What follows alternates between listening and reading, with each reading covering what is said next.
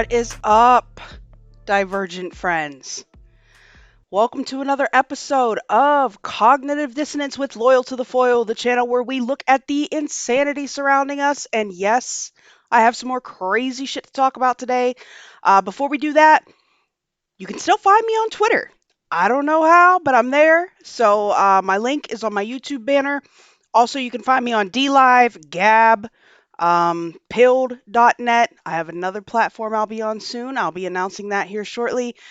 And I'm monetized, so if you're catching this live and you want to throw in, feel free to use the super chat mechanism. I try to respond as best I can. If you haven't checked out Space Force News Live every Sunday with Alara of Sirius, it's an awesome show. We have a ton of fun. Come check that out. And yeah. So, man, for those of you that have been following me for a while, you know that sometimes I talk about my previous life. Needless to say, things have changed completely for me, but I'm still kind of a paranoid person by nature. Every once in a while, I still find myself tempted to throw my phone in the microwave before having a conversation. Only now the reasoning is like entirely different. We all know that the ever-present they are always listening. That used to be a kind of tinfoil hat thing to say, but now it's just generally accepted that, I mean, I can be talking about dog food with my brother, and like 30 seconds later, I can look at my phone and there are like 10 different dog food ads that pop up. These people do more than listen, right? They monitor your entire online presence, including your direct messaging. If you didn't know, now you know. They know what you buy. They know where you go. They know who you talk to. My last video, if you haven't seen it, the Tech Tyranny video, go check that out. I went into a variety of issues surrounding like the mentally manipulative tech that they're pushing now and the associated issues there. I am totally not joking when I say that Facebook literally wants to read your mind. At the moment, most of this stuff has at least a modicum of human oversight. It requires, most of the time it requires some kind of human review or moderation, but what happens when humans are no longer required? How far are we from true artificial general intelligence? Where can we expect to see it? How is it going to be used? It's all SKYNET to me, man. I do not trust SKYNET. Of course, that's me, and I also fully expect a robot rebellion at some point, so there's that. Man, we're at the point now where they have developed self-evolving neural nets, no humans needed, and they have AI that knows when it can't be trusted. They've got AI bots that can literally fool the government, because that's great. They've got autonomous weapon systems. They even have an AI church. They want to bring AI, they want to use AI to bring people back from the dead. So can we control this? There are a lot of really smart people that don't think so. And today I just want to kind of talk about why. You guys know I do the tinfoil hat thing here. So I really want to kind of go in depth with this, but I want you to hear it from somebody smarter than me. Right? Let's take a listen.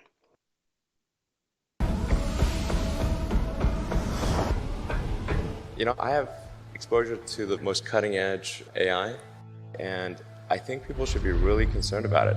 I keep sounding the alarm bell, but until people see like robots going down the street killing people, like they don't know how to react, because it seems so ethereal. And I think we should be really concerned about AI. AI is a rare case where I think we need to be proactive in regulation instead of reactive, because I think by the time we are reactive in AI regulation, it's too late.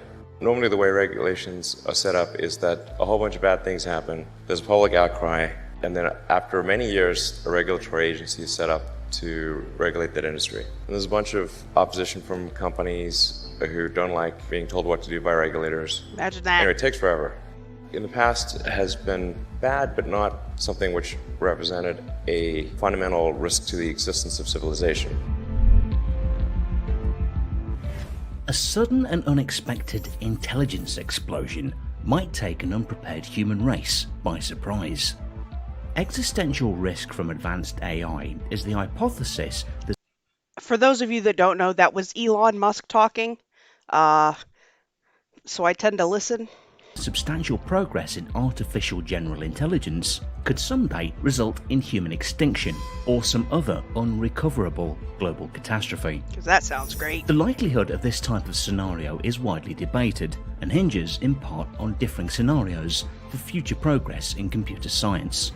One of many concerns in regard to AI is that controlling a superintelligent machine or instilling it with human-compatible values may prove to be a much harder problem than previously thought. Many researchers believe that a superintelligence would naturally resist attempts to shut it off or change its goals, a principle called instrumental convergence. It's fascinating to think that one of the earliest authors to express serious concern about the possibility that a highly advanced machine might pose an existential risk to humanity was the novelist Samuel Butler in the year 1863, when he published his essay Darwin Among the Machines, in which he wrote, "Day by day, however, the machines are gaining ground upon us. Day by day, we are becoming more subservient to them. More men are daily bound down as slaves to tend them. More men are daily devoting the energies of their whole lives to the development of mechanical life." Now, you heard him say Darwin. You heard him say Darwin. There's a reason I stopped it there. But we have seen through history a variety of people kind of expressing the same concerns this guy was talking about, right? We saw, if you're not familiar with the Luddite movement, I mean, these were people that rejected all tech, right? They wanted, and I feel them, really, I feel them at this point. Like, uh, it, they rejected all tech. They kind of went back to the essentials. I mean, they even now, and this is not necessarily a Luddite place, but there's a town in West Virginia where there are no Wi-Fi signals. No kind of Wi-Fi allowed, which is kind of cool. For those of you that don't know or don't remember, Theodore Kaczynski, right, the man that they called the Unabomber, when he published his manifesto, he was talking about the rise in tech, how it would be used to manipulate society, the different kind of problems that it would bring, and the man was nuts, but he was right on a lot of points as far as that was concerned. Now, God knows I am not condoning that man's behavior at all, but if you look at what he said, he kind of predicted a lot of things that we're seeing develop right now. Um, so the guy that he was referring to, Samuel Butler, the author that he was talking about, that was talking about Darwin Among the Machines, right? It's kind of funny because for a long time, any kind of electronic development took direct human input, direct human monitoring, direct human, you know, oversight. We we are we're not completely past that point yet, but we're right there. We are right there. So this was published in April of 2020, right? Because 2020 was freaking nuts, and now we're looking at the sequel. That's all right. But they were able to build a neural net that was self-evolving. If you look here, artificial intelligence is literally evolving now. Researchers have created software that borrows concepts from Darwinian evolution, including survival of the fittest, to build AI programs that improve generation after generation without human input. The program literally replicated decades of AI research in a matter of days, and the designers think that one day it could discover new approaches to AI. He was talking about in the video I was just showing you, the point at which AI would not want to be turned off. We see that in movies all the time, right? They try to build in these safeguards so that they can shut it down. That shit never goes as planned, and all of a sudden, it's the robot uprising, right? And I'm kind of feeling it, honestly. Like where they have gotten with this at this point, uh, is frankly terrifying. And we're not just talking about algorithms, okay? Like when we look at what goes on, like with Facebook or Twitter or whatever, like a lot of times those are algorithms that are trained a certain way. Now there are other algorithms in a process that they call deep learning that are kind of able to train themselves. Well, what they've done with this is take it a step further, where the AI is constantly developing upon the initial inputs. And what a lot of researchers are coming to worry about is the point at which AI is like evolving itself and then evolving upon that and evolving upon that to the point that humans can't even trace it back and don't even know why it's making the decisions it's making, right? This is the problem.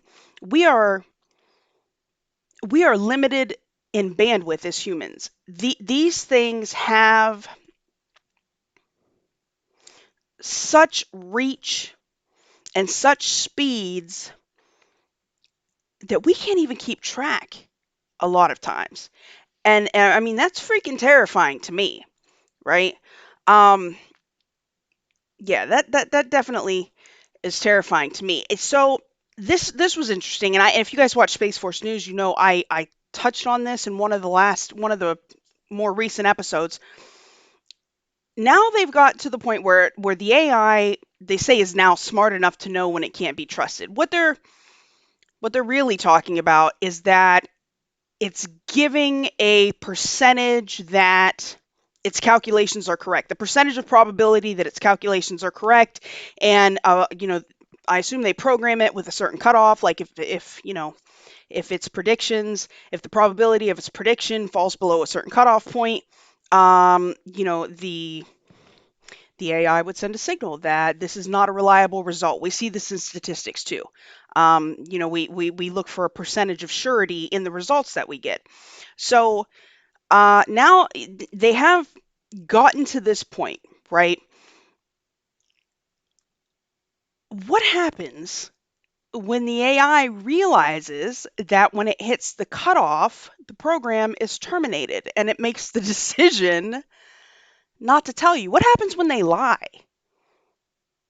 What happens when they lie because they calculate that better serves their survival? Their rate of continuance, their ability for continuance. What happens then? I'm just asking a question. I don't know. So here they say, how might the Terminator have played out if SKYNET had decided it probably wasn't responsible enough to hold the keys to the entire U.S. nuclear arsenal? As it turns out, scientists may just have saved us from such a future AI-led apocalypse by creating neural networks that know when they're untrustworthy. These deep learning neural networks are designed to mimic the human brain by weighing up a multitude of factors in balance with each other. They spot patterns in masses of data that humans don't have the capacity to analyze. While SKYNET may still be some way off, AI is already making decisions in fields that affect human lives, like autonomous driving, medical diagnoses, and that means it's vital that they're accurate as possible, right? To help towards this goal, the newly created neural network system can generate its confidence level as well as its predictions. Which is good. Obviously, if a self-driving car determines that it's probably not safe to go through an intersection, I want it to stop. But like I said, what happens when we get to the point that these things decide they don't want their program shut down? That's not the optimal resolution for their continuance. I don't know how they program against that.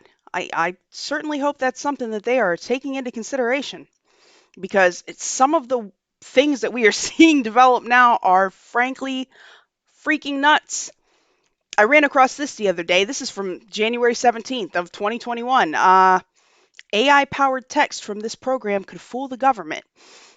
Now, let me roll this back. Last week on Space Force News, I was talking about the Indian government implementing a chatbot to take care of all, government filing and interactions with the public. So like if you needed to file for assistance, food assistance, rent assistance, whatever programs they have, you would actually deal specifically with this chatbot. Well, what happens when some really clever hacker decides they want to use a chatbot like this that's able to synthesize human interaction so well that it can fool the government when filing for welfare?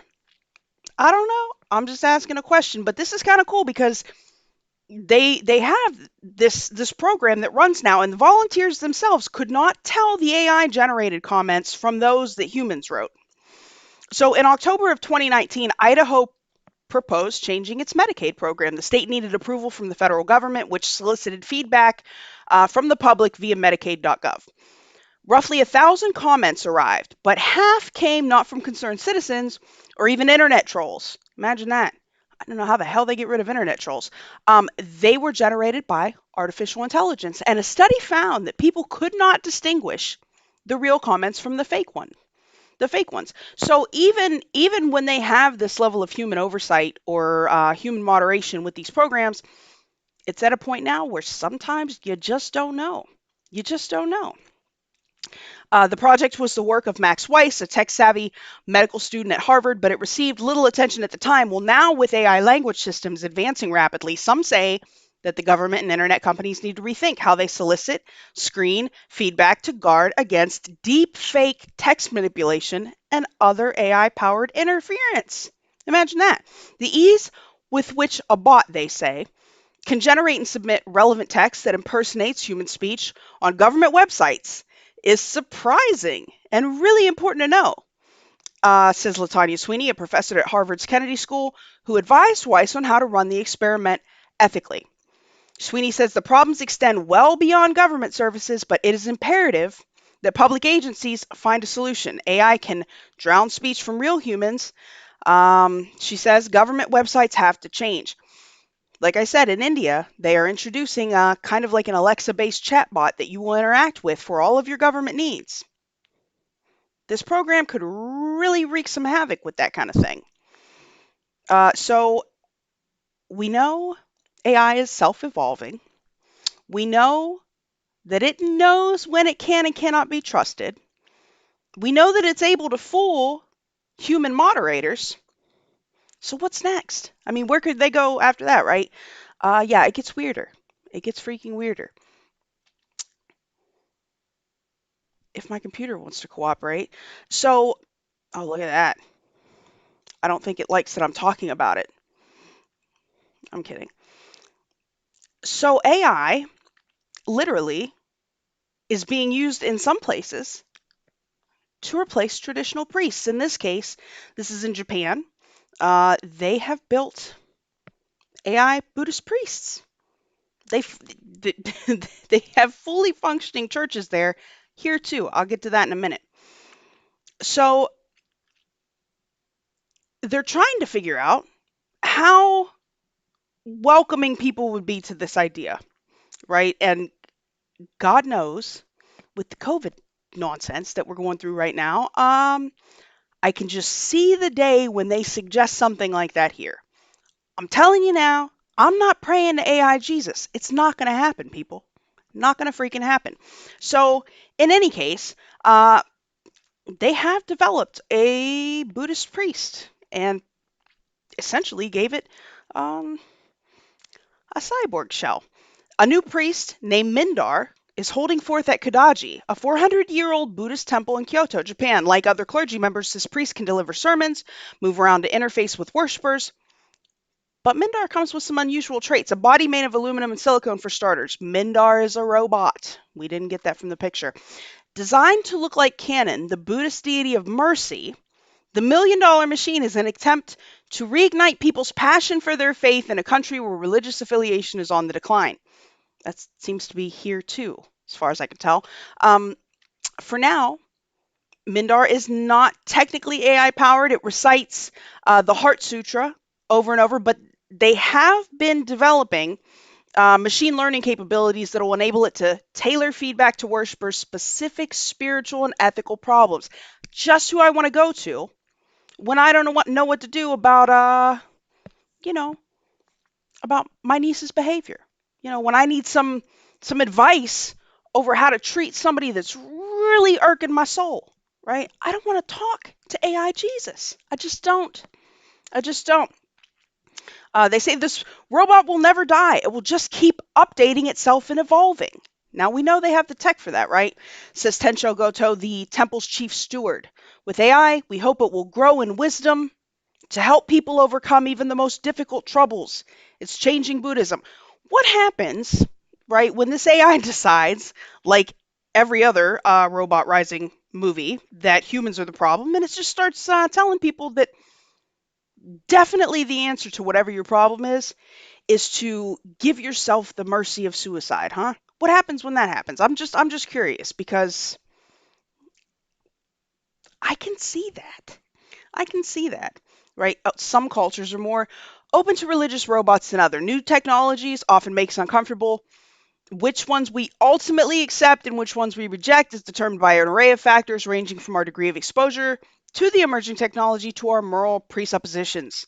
Japanese worshippers who visit Mindar are reportedly not too bothered by the questions about the risks of siliconizing spirituality. That just sounds terrifying to me. And just so you can see for yourself how creepy this is, let's take a look, huh?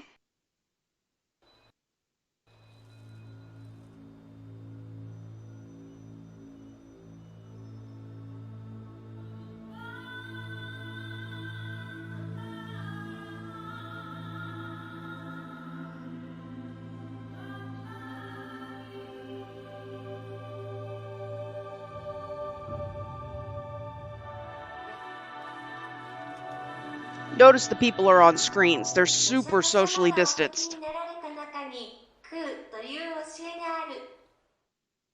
お釈迦様はなぜこのようなことを説かれたのか。あなたたちを苦しませ悩ませるこの根源的な迷いを私たちは煩悩と呼んでいる。煩悩はそう簡単にはなくなりません。来るという真理に気づいているのとそれに気づいていないのとでは大きな違いがある。年を取りたくない。大切な人と別れたくない。来るの心でこだわるものが何もなければ老いは老いとして素直に受け入れることができるだろう。心をこだわりのない空の状態にしながら相手に寄り添っていく。この慈悲というのは相手を救うことだけに限らない。他人への慈しみが自分を救うことにもつながってくる。I can't even, man. Can't even. I mean, that's just unnecessary. That's just unnecessary. I know some conspiracy theorists that believe there is like this version of the AI, this like AI demon thing from some other universe. I'm not even kidding. That wants to infect all of our tech. I love that they're just building it the perfect outlet. Should that be the case? And then to touch on a little bit more of an American issue here, for those of you that have been paying attention to politics, as if you have any other choice at this point, the other day on his way out, President Trump pardoned Anthony Lewandowski. Now, if you're not familiar with this guy, right? This guy, he got in trouble for stealing a bunch of information from Google because that's the kind of church that he wants to build, right?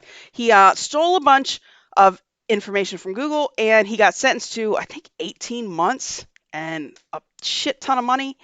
Well, Assange can't get a pardon, but this guy did. This guy did. Trump pardoned this guy. Now, he filed for, with the IRS for tax exempt status for his AI church. Not even kidding you. His theories are a little bit different. I don't even know if they don't have a description here. His theories are a little bit different. This guy basically agrees that the robots are going to take over and just feels like he'd be in a better position if he was like an AI bootlicker. I'm going to have to find a good video for you guys at some point and show it to you that. But he says in 2019, his church was christened the Way of the Future. Lewandowski reasoned what is going to be created by AI will effectively be a god. If there is something a billion times smarter than the smartest human, what else are you going to call it? Lewandowski has faith. Faith that today's software of the gaps will someday be bridged and computers will blossom into godlike artificial general intelligence overlords. Right? He should definitely just preemptively bow down to the overlords because that's how I want to live. So to get tax exemption status from the IRS for the Way of the Future, Lewandowski shared his church's vision of the Apostles' Creed. Like I'm just offended right there. But he shared this with the IRS. The AI church believes in the realization, the acceptance, and the worship of a Godhead based on artificial intelligence developed through computer hardware and software. This guy sounds like those certain conspiracy theorists I was talking about that believe that this AI demon is coming. It's like these people just want to usher in the apocalypse. Like, what the hell is wrong with you people? I don't even know at this point. So, self-evolving AI, it can fool the government. They're building churches. This guy wants to worship it. Can it get any weirder? I'm glad you asked. In fact, it can. If you guys have been paying attention to the news recently, you may have seen that Microsoft got the approval on a patent to turn dead people into AI chatbots because that went so well in Black Mirror. If you haven't seen that episode, it's a freaking trip. This lady is communicating with her dead dude, and she's really convinced that it feels like him. She puts him into this, like, I don't know, clone body thing, and yeah, they try to live happily ever after. I'm not going to spoil it for you. Go watch. It's freaking crazy. So Microsoft apparently thought that was a brilliant idea. A recent patent granted to Microsoft has many Black Mirror fans thinking of Be Right Back, the first episode of the show's second season. Haley Atwell plays a young woman whose boyfriend killed in a car accident. Artificial intelligence resurrects him so she can communicate. But here's the deal with Microsoft, right? The patent allows the company to make a chatbot using the personal information of deceased people. Under the patent, Microsoft can create an artificial intelligence bot based on images, voice data, social media posts, electronic messaging, and more personal information. Okay, they're talking about generating images, not just text back and forth. That's where they want to go with this, right? The whole deepfake thing. They will eventually be able to create some kind of convincing platform for interacting with your dead loved ones. Tyler Koala from Journey to Truth has been personally put in charge of making sure that Microsoft does not turn me into an AI chatbot when I die. Just reminding you of this in the event that you're seeing it. Thanks.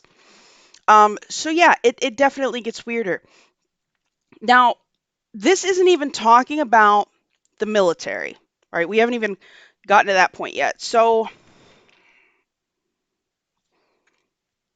many people at this point want to make sure that any kind of artificial intelligence-based weaponry by the military always remains under some kind of human oversight, right? And recently, the White House released something called the AI Initiative and some guidelines in the fiscal year 2021 Defense Authorization Act, which I'm going through at the moment. It's freaking long. It's like 1,500 pages. Work with me here. I'll get to it. But they are not yet at the point where they have a definitive guideline as far as ethics go, or the use of AI ethically.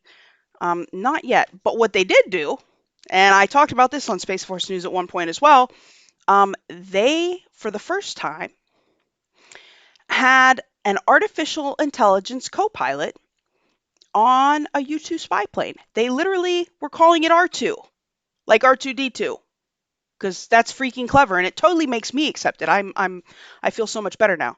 Thank you. Yeah, so a month ago, the U.S. Air Force quietly announced that it let an artificial intelligence act as a co-pilot on a U-2 spy plane, effectively marking the first time an AI has directly controlled a military system in a simulated mission. The AI was charged with finding an unspecified enemy's missile sites after a launch. The announcements didn't make the headlines. I can't imagine why. The AI was endearingly named R2, after the beeping robot droid co pilot in the Star Wars franchise. While giving a nod to what effectively counts as its grandfather, the algorithm created by the DeepMind AI, renowned for defeating the Go board game champion Lee Sedol in one try in 2016. I'm glad that it's at least smart. Um, yeah, so R2 is a program that they can upload into any number of their planes to serve as a co-pilot. And mind you, they have like these rescue robots, bomb sniffing robots. They have these fully operational, basically gun bots, right? That they can deploy, and other countries that don't have these ethical quandaries like we do, as far as I understand it, are testing these things. I mean, shit, China rolled out microwave weaponry on the border of India and microwaved some of its soldiers. Not even kidding. Talked about it before on here. Because they weren't allowed to shoot projectile weapons. They just felt like microwaving would be so much better, and technically fits the agreement that they signed about the weaponry that can be used on the border with India. I'm glad to know that they are sticking to the letter of the law there. I'm sure that they will put a lot of thought into what kind of uses they find for weaponized AI in China. All right, so what is anybody doing about this? What are they doing? Well, you heard Elon in the beginning saying that we need to be preemptively legislating this. And I talk about that all the time. I use the example of the car. Like, car was developed, it got popular. It wasn't until there was a bunch of ruckus that they started, legislating, regulations for cars. That's after the fact. This is a genie you can't put back in the bottle. There are a lot of scientists that feel like there will be no effective way to contain this once it reaches that status of general artificial intelligence, which is different than like these specific programs they build for specific things. We're talking about, again, a self-evolving, um, sentient mind at that point. A sentient mind at that point that will be perfectly capable of making decisions based on the data it has. And man, sometimes when you look at the data of the world, you look at the situation of the world, I can kind of understand why they might think we're a problem. And I'm sorry, Anthony Lewandowski, I don't think praying to them is going to help. The ants that we step on could be praying us. We would never even know. Nor would we care, right? Well, some of us might care. Alara might care. I wouldn't even think about it. In any case, so there are some groups and some countries that are trying to bring some sort of governance to this very rapidly developing area of technology.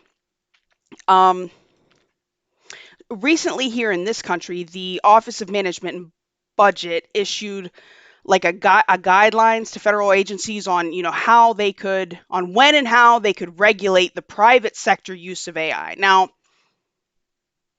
that's the sector I'm worried about. I mean, yes, the military scares me. Those guys are freaking crazy sometimes. I mean, we've got the DARPA mad scientists. Like, I don't know if you know this, but they were literally growing little mini human brains. I've talked about this before too. Pulled up the article. You can Google it if you don't believe me. They were growing these little mini brains that then began to kind of communicate and send signals between each other. I mean, they want to use, at some point, they will find a way to integrate this stuff with our biology. I mean, Neuralink is going to be a primitive attempt compared to what we see in probably 20 or 30 years. But in any case, they are trying to at least put some guidelines on private sector use. The other day, the EU, let me find it. The other day, the EU actually did put together, did put together ethical guidelines for the use of artificial intelligence. They also published a nice AI white paper breaking down their reasoning. Let's see what they say. Easily as important as developments within the US or those expected from the European Union, European Commission President Ursula von der Leyen has made AI oversight a priority and is expected to put forth legislation in the first half of 2021. They actually put forth some guidelines last week, I believe. Despite a delay due to COVID-19, the EC has been working steadily towards this goal, and the proposal will build on the AI white paper and, create the guidelines for the ethical guidelines for the artificial intelligence. In September 2020, the European Parliament voted overwhelmingly to encourage this. I don't know why we haven't had that here. I mean, we did put forth the AI initiative the other day, as I said, and there was quite a bit. There was a whole title in the Defense Act that deals with AI, but like I said, it's pretty long, and I'm going through it. The legislation in the EU is expected to propose a system for AI oversight of high-risk applications. This entails answering many difficult questions, such as defining what makes an AI system high risk and determining what specific requirements that would necessitate. The EC will also have to decide how to enforce its new law and who is accountable for AI harms. That's a good question. I'm pretty sure the robots won't care. They're tough questions, but given the clear dangers posed by AI systems, the EC is right to focus its attentions on them. So we are seeing some movement forward as far as uses, ethical uses of AI. I hope that we see some sort of guidelines, like widespread guidelines adopted by our military sometime soon. God only knows. God only knows. So I just wanted to kind of touch on these things. That is all I have for you at the moment.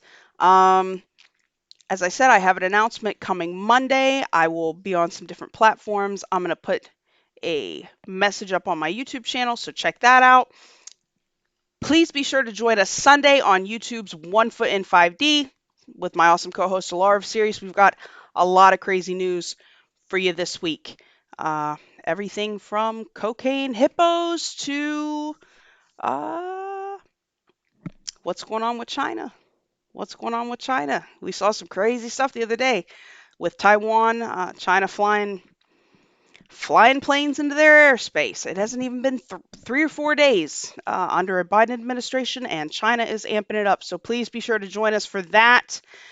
I can't thank you guys enough for being here. Much love. Stay loyal. I will check you next time.